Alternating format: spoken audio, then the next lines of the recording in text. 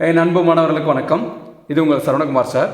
இன்னைக்கு கிளாஸில் நம்ம என்ன பார்க்க போகிறோன்னா, லீனியர் டிஃபரன்ஷியல் ஈக்குவேஷனை எப்படி சால்வ் பண்ணலாம்னு சொல்லி நம்ம பார்க்க போகிறோம். இதுக்கு முன்னாடி ப்ரீவியஸ் வீடியோலாம் பார்த்தீங்கன்னா இன்டகிரேட்டிங் ஃபேக்டர் எப்படி கண்டுபிடிக்க சொல்லி நம்ம பார்த்தோம். அந்த இன்டகிரேட்டிங் ஃபேக்டர்னு கேட்டாங்கன்னா அது பார்ட் ஏ பார்ட் பியில் கூட நம்ம கேட்கலாம். அப்போ இன்டகிரேட்டிங் ஃபேக்டரும் போது இன்டகிரேட்டிங் ஃபேக்டரோட நம்ம நிப்பாட்டினா போதும். இந்த மாதிரி சால்வ்னு கொடுத்துருந்தாங்கன்னா நம்ம 3 ஸ்டெப்புமே போடணும். ஃபஸ்ட்டு ஸ்டெப் என்னன்னா dy/dx + py = q அந்த ஃபார்ம் எழுதி நம்ம அந்த ஃபார்மேட்டுக்கு மாற்றினதுக்கப்புறம் pq கண்டுபிடிக்கணும். செகண்ட் ஸ்டெப்பில் இன்டகிரேட்டிங் ஃபேக்டர், தேர்ட் ஸ்டெப்பில் நம்ம சொல்யூஷன் கண்டுபிடிக்கணும். இதில் 3 ஸ்டெப்புமே நம்ம போடணும். சரிங்களா? இப்போ ஃபஸ்ட்டு ஸ்டெப் என்னன்னா, ஃபஸ்ட்டு கொடுத்துக்கூடிய கிவன் ஃபஸ்ட்டு நம்ம எழுதிக்கலாம். இப்போ கிவன் என்ன கொடுத்துருக்காங்க பாருங்கள், dy/dx + 3y = 1/3 சொல்லி கொடுத்துருக்காங்க. இதுதான் நம்மளுக்கு கிவன். இது என்ன ஃபார்மில் இருக்குன்னு ஃபஸ்ட் செக் பண்ணணும். நமக்கு கொடுத்தக்கூடிய ஃபார்ம் என்ன, dy/dx + py = q. இந்த ஃபார்மில் தான் நமக்கு இருக்கணும். சரிங்களா? அப்போ இந்த ஃபார்மில் ஆல்ரெடி அதே கொடுத்தக்கூடிய கொஸ்டினே அந்த ஃபார்மில் இருக்குது. நல்லா செக் பண்ணி பாருங்கள்.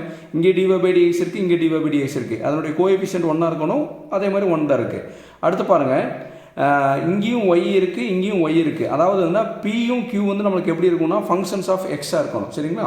அப்போ இங்கே பார்த்தீங்கன்னா pயோட வேல்யூ என்னென்னா, y இருக்கனால y ரவுண்ட் பண்ணிவிட்டு p பார்த்தீங்கன்னா அந்த y-னுடைய கோஎஃபிஷியன்ட் தான் p. அப்போ இங்கே y-க்கு முன்னாடி இருக்கிற கோஎஃபிஷியன்ட் என்ன 3. அப்போ pயோட வேல்யூ 3, q RHS. நம்ம நிறைய ப்ராப்ளம் பார்த்துட்டோம். ரைட் ஹேண்ட் சைடு இருக்கிறது q. சரிங்களா? அப்போ q RHS. இப்போ என்னென்னா இந்த ரெண்டு ஈக்குவேஷனையும் நம்ம கம்பேர் பண்ணி p and q எழுதுகிறோம். இப்போ pயோட வேல்யூ என்ன கொடுத்துருக்காங்க பாருங்கள். இங்கே p என்னென்னா 3, y-னுடைய கோஎஃபிஷியன்ட் தான் p, qங்கிறது RHS இருக்குது. RHS என்ன இருக்குது பாருங்கள், 1/3 எழுதியாச்சு. இப்போ p and q எழுதுனதுக்கப்புறம் செகண்ட் ஸ்டெப்பில் நம்ம என்ன கண்டுபிடிப்போம், integrating factor. To find integrating factor. Integrating factor short form நம்ம என்னென்னா IFன்னு எழுதிக்கிறோம். அப்போ இன்டகிரேட்டிங் ஃபேக்டரோட ஃபார்ம்ல என்ன, IF = e⁻∫pdx. இதுதான் இன்டகிரேட்டிங் ஃபேக்டர் கண்டுபிடிக்கிறதுக்கு உண்டான ஃபார்முலா. இப்போ நம்ம என்ன பண்ணலாம்னா, அந்த pக்கு பதில் நம்ம சப்ஸ்டிட் பண்ணலாம். அப்போ இன்டகிரேட்டிங் ஃபேக்டர் = pக்கு பதில் என்ன கொடுத்துருக்காங்க பாருங்கள், 3dx. இப்போ இந்த மாதிரி நம்ம என்னமோ பண்ணுவோம், இந்த 3யை தூக்கி என்ன பண்ணுவோம், வெளியே எடுப்போமா. வெளியே எடுத்துட்டு நம்மளுக்கு என்ன வரும், இன்டகிரல் dxன்னு வருங்களா. இந்த 3 என்ன பண்ணிட்டோம், 3 முன்னாடி கொண்டு போயிட்டோம், கான்ஸ்டன்ட்டை வெளியே எடுத்துட்டோம்.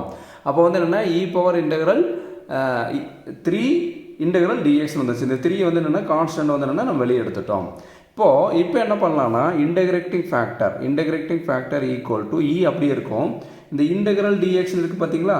அப்போ இன்டகிரல் dxனா நம்மளோட ஆன்சர் என்ன, x. இன்டகிரல் dxனா நம்மளோட ஆன்சர் என்ன, x. இன்டகிரல் d கேன்சல் ஆகிற மாதிரி கூட ஞாபகம் வச்சுக்கலாம். அப்போ இன்டகிரல் dxனா நம்ம எக்ஸுங்களா. அப்போ இதுக்கு பதில் என்ன கொடுக்கலாம், x கொடுக்கலாமா. அப்போ e⁻ ஆல்ரெடி 3 இருக்குது, இங்கே x. அப்போ இன்டகிரேட்டிங் ஃபேக்டர் கண்டுபிடிச்சிட்டோம். இன்டகிரேட்டிங் ஃபேக்டரோட ஆன்சர் என்னமா, e⁻3x. ஓகேங்களா? இப்போ ஃபஸ்ட் ஸ்டெப்பில் கிவன் எழுதுகிறோம், pq கண்டுபிடிச்சோம். செகண்ட் ஸ்டெப்பில் இன்டகிரேட்டிங் ஃபேக்டர் எழுதிட்டு நம்ம இன்டகிரேட்டிங் ஃபேக்டர் கண்டுபிடிச்சிட்டோம். சரிங்களா? இப்போ தேர்ட் ஸ்டெப்பில் என்ன, சொல்யூஷன். இந்த ரெக்வயர்டு சொல்யூஷன் எழுதலாம், ஜென்ரல் சொல்யூஷன் எழுதலாம், இல்லை சிம்பிளாக த சொல்யூஷன் இஸ் இப்படி கூட எழுதிக்கலாம். எப்படி எழுதினாலும் எல்லாம் ஒன்று தான்மா. ஜென்ரல் சொல்யூஷன் இஸ்னாலும் ஒன்று தான், ரெக்வயர்டு சொல்யூஷன் எல்லாமே ஒன்று தான். அதை இப்போ சொல்யூஷன் எழுதிட்டேன். இப்போ சொல்யூஷனோட ஃபார்முலா என்ன, y × இன்டகிரேட்டிங் ஃபேக்டர் = அடுத்து நம்ம கொடுத்தோம், நம்ம q கொடுத்துட்டு என்ன கொடுக்க சொல்லியிருக்கோம், இன்டகிரேட்டிங் ஃபேக்டர். ஈஸியாக ஆகிச்சிருக்காங்க. y × integrating factor, q × integrating factor எழுதுனதுக்கப்புறம் இங்கே இன்டகிரல் கொடுத்துட்டு இங்கே என்ன dx.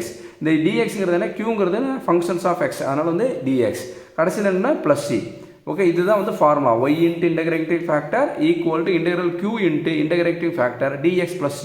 இப்போ இன்டகிரேட்டிங் ஃபேக்டர் நம்ம செகண்ட் ஸ்டெப்பில் நம்ம கண்டுபிடிச்சோம். அதை சப்ஸ்டிட் பண்ணலாங்களா, y இப்போ இந்த இன்டகிரேட்டிங் ஃபேக்டருக்கு போல நம்ம என்ன கொடுக்கலாம், e⁻3xன்னு கொடுக்கலாங்களா. ஓகே, செகண்ட் ஸ்டெப்பில் கண்டுபிடிச்சது = இங்கே என்ன இருக்குது பாருங்கள், இன்டகிரலுக்கு இன்டகிரல். இந்த q இருக்குது பார்த்தீங்களா, இந்த qக்கு போல இங்கே என்ன கொடுத்துருக்காங்க பாருங்கள், 1/3. அந்த 1/3 இங்கே சப்ஸ்டிட் பண்ணிடலாம். அப்போ இன்டகிரேட்டிங் ஃபேக்டரோட ஆன்சர் என்னமா, e⁻3x. அடுத்து என்ன இருக்குது பாருங்கள், dxக்கு dx, கடைசியில் இருக்கக்கூடிய cக்கு அப்படியே கொடுத்துருவோம் c. இப்போ என்னன்னா 1/3ங்கிறது என்ன, கான்ஸ்டன்ட். அதை நம்ம வெளியே எடுத்துடலாம். இப்போ வெளியே எடுத்தால் நம்மளுக்கு என்ன வரும், இங்கே லெஃப்ட் ஹேண்ட் சைடு இருக்கிறது அப்படியே எழுதிங்க, y × e⁻3x. 1/3 நம்ம வெளியே எடுத்துட்டோம்னா இன்டகிரல் மீதி பேலன்ஸ் இருக்கிறதுங்க e⁻3x dx + c வருங்களா, எழுதிக்கலாமா.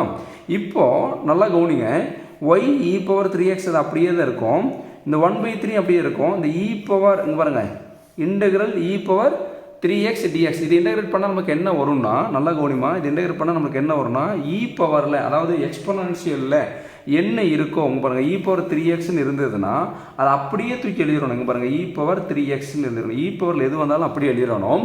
இங்கே இன்டகிரேஷன் பண்ணாங்கன்னா அதை டிவைடட் பை எழுதணும். டிவைடட் பை எக்ஸினுடைய கோவிஷன். எக்ஸினுடைய கோவிஷன் என்ன 3. எக்ஸுக்கு முன்னாடி என்ன நம்பர் இருக்குது பாருங்கள் 3. அந்த 3ஆம் நம்பரை கீழே கொடுக்கணும்.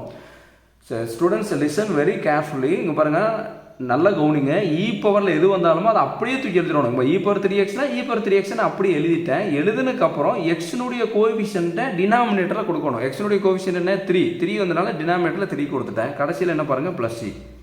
அப்போ இதுதான் வந்து என்ன integral e power 3x dx பண்ணிங்கன்னா ஆன்சர் வந்து e power 3x divide by 3. சரிங்களா? இப்போ இந்த சம்மை இப்படியே விட்டாலும் ஆன்சர் கரெக்ட் தான். இல்லைன்னா இதை சிம்பிளிஃபை பண்ணோம்னா y into e power 3x equal to 1 into e power 3x e power 3x தான். அப்போ 3 இன்ட்டு 3 இது ரெண்டையும் மல்டி பண்ணால் நமக்கு என்ன வரும் 9 ப்ளஸ் சி. ஃபஸ்ட்டு ஸ்டெப்போட நிப்பாட்டினாலும் கரெக்ட் தான். இந்த ஸ்டெப்போட ஆன்சரும் கரெக்ட் தான். இது சிம்பிளிஃபை பண்ணணும்னு நினச்சின்னா இது வரைக்கும் பண்ணினாலும் கரெக்ட் தான். இதுதான் கொடுத்தக்கூடிய கிவன் ப்ராப்ளத்துக்கு உண்டான ஆன்சர்.